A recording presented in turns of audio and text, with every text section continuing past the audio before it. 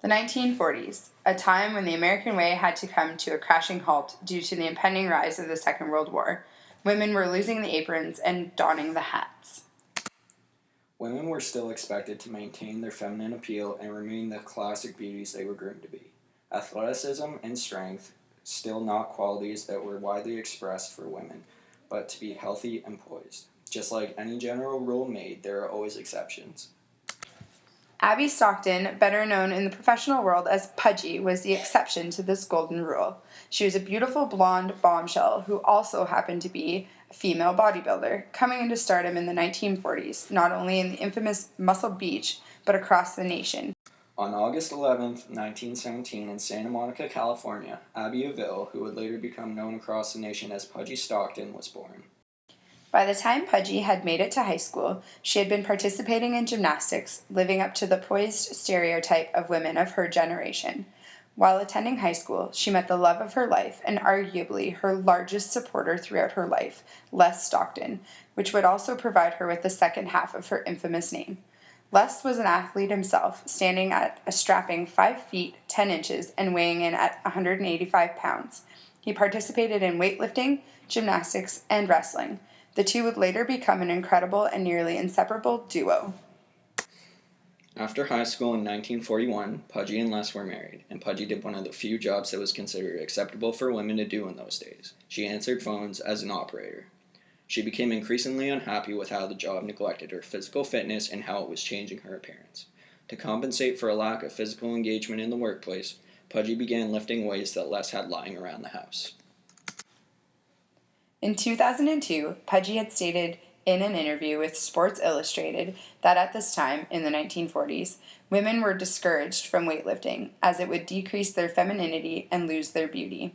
Les was one of the few men at the time that regularly advocated against this notion and continued to encourage his wife to do what she loved, which is arguably why the pair made such a strong team. Shortly after their marriage, Pudgy and Les, along with their friend Bruce Connor, formed a hand balancing act in which they traveled around the Los Angeles area presenting their strength.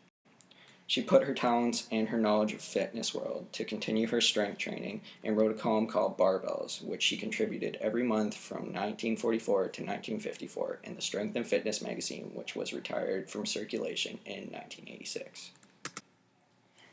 Once Les had returned from serving his country, Pudgy and Les opened up their own company, Salon of Figure Development, which became a main contributor to the crowd and powerhouses of Muscle Beach. Along with their facility, Pudgy and Les continued their balancing performances along with Bruce, where Pudgy, standing around 5 feet 1 inch tall and weighing in only at 115 pounds, would routinely lift Les above her head in a handstand position to attract the attention of the crowds, always with a big smile on her face. Pudgy had stunning good looks, which propelled her ability to make it on the scene in a world dominated by men. Many other women were lifting at the time, and definitely as strong as Pudgy, but due to the controversy of keeping the feminine ideals alive, Pudgy became the face of women's fitness, gracing over 40 covers of magazines in the 1940s alone. In 1947, Les and Pudgy brought forth the first women's amateur weightlifting competition, along with having a women's-only health facility. This later led to Pudgy entering and winning the first ever Miss Physical Culture Venus, leading to her nickname of Queen of Muscle Beach, as well as the Queen of the Barbells.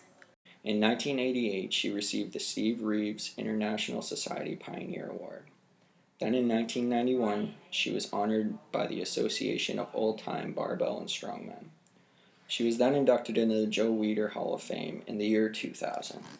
The Queen of the Barbells is commemorated every time a woman lifts a set of weights or is able to perform in a fitness competition. Pudgy was an inspiration. She helped make these modern sports possible. Upon my discovery of Abby, I realized that there are many parallels in our fitness lives. Just like her, I started off as a gymnast, and after retirement, I wasn't too thrilled about the way my body was looking, so my brother had some weights in the house, and I've always been into fitness, so I started lifting. In fitness industries, still get the dirty looks in the gym. I feel them myself from men and women. Thank you, Abby, for everything you have done.